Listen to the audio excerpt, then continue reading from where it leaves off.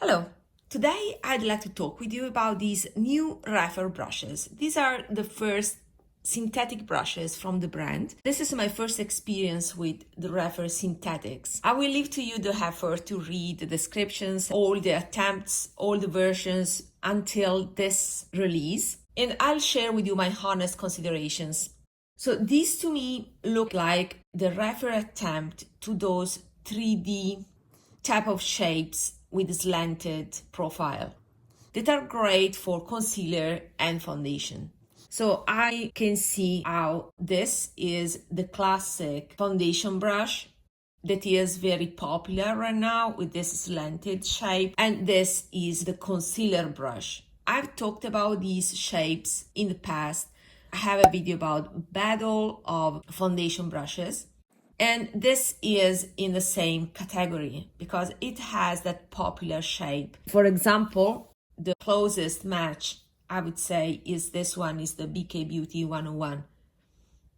I like the fact that Rephr chose black bristles to differentiate from their natural bristle line that has always been white. This is pure gold. So they look like exactly the same in terms of bundle and handles compared to their goat line, but in this case they use a fiber that is made in China and is a very good quality synthetic fiber. You know that I'm into food, but I also use a lot of synthetics, so we will focus on my synthetic counterparts.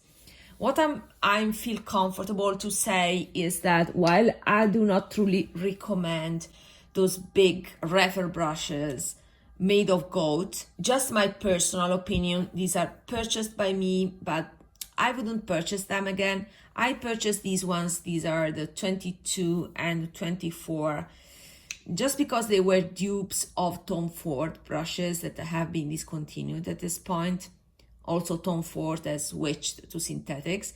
These are great brushes, but I prefer something else, something that is even softer, airier. And sometimes I also prefer something that is synthetic, like this Ebdalion Tools brush. And this is one of my favorite bronzer brushes, and it's made of synthetic bristles. So that's what I want to focus on, synthetic brushes. Now, in terms of the material of the bristles, I would say that these are the finest that I've used until now. They are very thin and densely packed. So you still have the density, but the fibers are very thin. So they're finer compared to these bristles, for example, from Dalian Tools that are harder. These are finer. That is the best description. I wouldn't use the term soft because it's overused and doesn't mean anything to me. To me, the best way to describe these type of bristles is that they are the finest in terms of the single fibers being very thin, and therefore they are very delicate and velvety. And you can see how dense is this brush. These are fine as well, so they give a similar effect, but they are a little bit thicker, so you can feel more the fibers on your face. It's a coarser experience. Still, this is my favorite bronzer brush because I can have airiness and at the same time capability of blending the product, because you need a little bit of resilience in order to spread and blend the product. These are a different thing because the length of the hair is a different brush. The length of the hair is different. These are meant for foundation and liquid base products, and therefore they are with shorter fibers and very densely packed. So if I have to rank how the fibers are thin, I would say the Rephr are the thinnest, and then after that I would say the Florases are very comparable in terms of fibers. Then I would say the Dalian Tools, they use different type of fibers. These are made of the same type of fibers, and these are a little bit thicker, thin but thicker compared to these ones. Then I would say the Linda Halberry are more standard synthetic fibers. So we are increasing thickness. And then the thickest, I would say, are the BK Beauty or comparably the Sephora. I would say Sephora first, and then these are even thicker. Also the Hourglass are very close to these ones. So this is the degree of, section of the fibers from a consumer point of view. I did not measure them, but it's just a feeling from the touch and from the usage. So these are very innovative in terms of the quality of the fibers that they chose. In terms of shape, let's focus on LC3. These are the closest. So the shape is the usual slanted shape for foundation brushes, where the Rephr is a size in the middle. So the closest to BK Beauty, a little bit smaller and so more precise, while this by Sonia is thinner in section. When it comes to this one, I would like to compare it with some Sonia. So this is the Sonia G Soft Concealer Brush. And yeah, it's a different type because this is slanted and this is rounded in terms of the head. The Sonia one is denser, while this one is finer, as I said, more velvety. It has more give.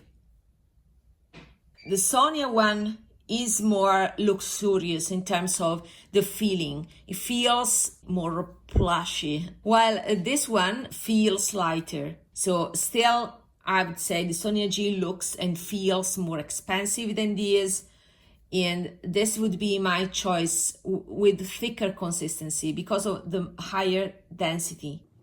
I also have this one that is the Jumbo Concealer by Sonia. This is the Fusion series for the face. The Sonia may be a tad wider and flat. So these are two different types of brushes, of course. But the usage of these two, I would say, is close, with this having more, surface being slanted to blend concealer. I will have another video where I will focus on concealer brushes.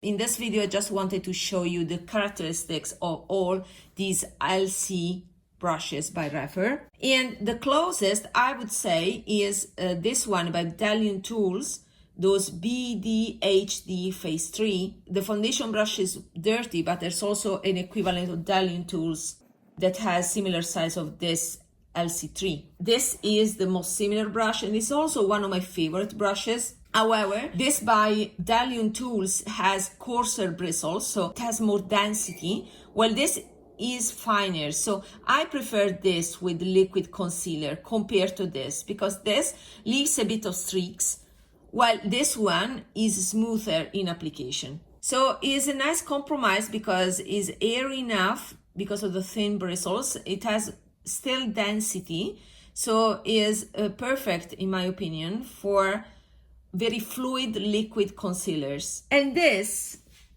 as I said, I don't have comparisons, so I would say this is the closest. So the 56.5, that is very popular brush by Sephora in terms of size, but this has a slanted shape, so it is a size in the middle. To be honest, I prefer these two. These are more popular sizes. This is in the middle, so to me it's too big for concealer and too small for foundation. I still need to find a purpose. What I use it for is for kind of a baking with powders. I know it's not the usage is meant for, but that is my preferred choice. And the reason is that being so dense and with thin fibers is perfect for buffing or to press the powder like a powder puff. I like the fact that it was very dense with very thin fibers, so to me it was an alternative to a powder puff, and so I used it under my eyes to press some powder. If I want concealer, I will use this, that is more precise, and if I want foundation, I will use this because it's faster. Let me know if you have ordered these. I think they are a good purchase if you think that these type of brushes are a bit coarse for you. This is a more delicate option. And also, if you think that this leaves streaks, then this may be worth a trial because of the thinner bristles. So it's quite unique because of that. See you in my next video. Bye.